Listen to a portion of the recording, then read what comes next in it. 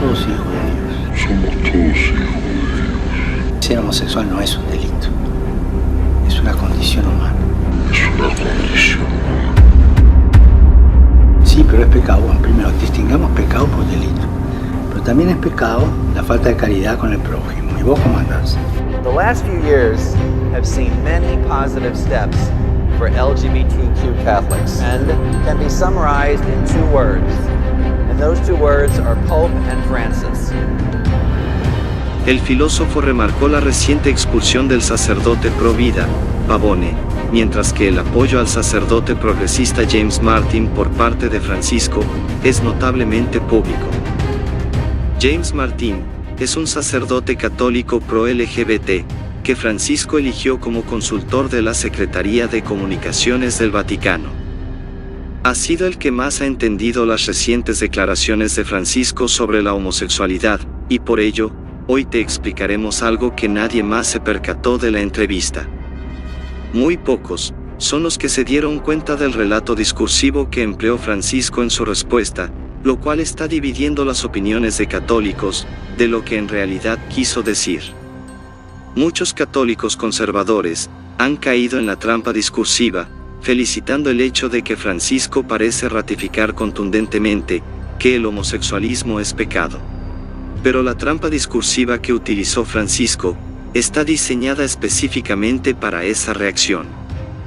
Que los círculos conservadores católicos crean tener un papa ortodoxo, pero sin darse cuenta que por implicación lógica, los hace aceptar una premisa relativista, que abre la puerta completamente a la discusión por la inclusión LGBT en el catolicismo. En esta entrevista, Francisco utilizó la premisa teológica liberal, que relativiza el pecado. El argumento va de lo siguiente: aceptar que el homosexualismo es pecado, pero al mismo tiempo relativizarlo con otro pecado. Sí, pero es pecado. Bueno, primero, distingamos pecado por delito. Pero también es pecado la falta de caridad con el prójimo. ¿Y vos cómo andás? Responder un problema moral con otro problema moral. Y la trampa va de esto. Imagina que tú quieres esconder a una persona que usa máscara. Pues lo que haces es traer a muchas otras personas que también tengan máscara. De esta manera, la persona que querías esconder es ahora parte de la nueva normalidad, debido a que todos los demás aceptaron que usan máscaras. El ejemplo de Francisco va de eso mismo. En este caso, Francisco afirma que algunos dirán que el homosexualismo es pecado.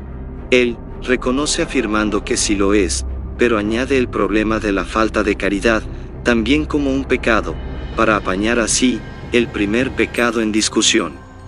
Por implicación o deducción lógica, la premisa final sería que si una persona que peca por falta de caridad puede comulgar en la iglesia, casarse, cumplir sacramentos, e incluso puede aspirar a pertenecer al magisterio, entonces, otra persona con el pecado de homosexualidad también podría hacerlo. El sacerdote pro-LGBT James Martin advierte que Francisco está apelando en su imaginación a un tercero que pueda decirle que el homosexualismo es pecado. Por ello él afirma que Francisco se imagina que alguien le argumenta eso, pero no es lo que Francisco está diciendo, sino lo que alguien más le diría. Y allí es cuando Francisco mismo le responde a quien le diga que ser gay es pecado, que también lo es la falta de caridad. Pero también es pecado la falta de caridad con el prójimo. ¿Y vos cómo andás? Y es que a Francisco no le interesa en lo más mínimo la discusión de que si el homosexualismo es pecado. Lo que le interesa, como todo progresista, que aunque sea pecado, sea aceptado en todo ámbito de la Iglesia en nombre del amor. Al igual que pasa en el protestantismo, quienes enseñan esta teología relativista del pecado, no suelen decir la premisa final, ya que primero deben estar seguros de que todos hayan aceptado dicho argumento. Pero aquí tenemos un pastor, el cual sí ha realizado esta premisa, y que su artículo es muy utilizado en famosas páginas LGBT, que buscan infiltrar tanto el protestantismo como el catolicismo. Dar la bienvenida a los homosexuales y lesbianas, y afirmarlos en nuestra comunidad de la Iglesia, no es ser blando con el pecado.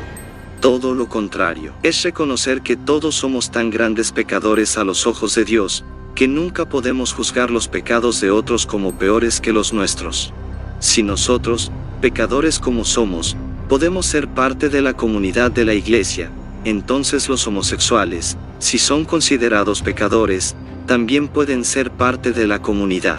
El criterio para ser acogidos está en su amor por el Señor, su deseo de adorarlo y servirlo, y de tener comunión con nosotros. Para terminar, vamos a agregar que actualmente no hay un movimiento de personas faltos de caridad, que a su vez pidan cambiar la doctrina de la Iglesia Católica para aceptar dicho pecado con ideología incluida. Eso solo sucede con la ideología LGBT, que está buscando subyugar todo ámbito de las sociedades de Occidente. Por ello, el ejemplo de Francisco es inaplicable, aunque sí, es un buen engaño en lo discursivo.